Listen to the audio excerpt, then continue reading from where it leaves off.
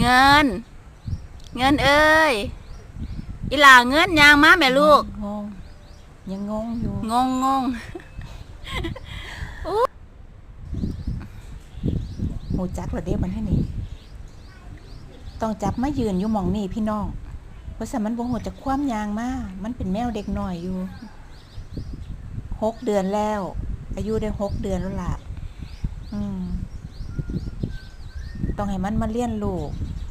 การกินยากินสมุนไพรตัวกินยากินสมุนไพรรักษาไข้หวัดมันล่ะต้องให้มันได้มาเรียนรู้ให้ฮู้จักแล้วมันก็เงียบของมันอยู่หั่นน่ะซุมื้อนี้คล้ายๆมันก็เป็นสัญชาตญาณอยู่พี่น้องมันเจออีหยังมันก็เงียบของมันไปทั่วทีหั่นล่ะสิว่าไปก็ได้แต่ว่าแนวมื้อนี้มันก็ดีสำหรับตัวมันเองมันกินเข้าไปแล้วมันก็หากออกเอาก้อนขนออกมาจากท้องมันนำเพราะฉะนั้นขนมันบ่ได้ออก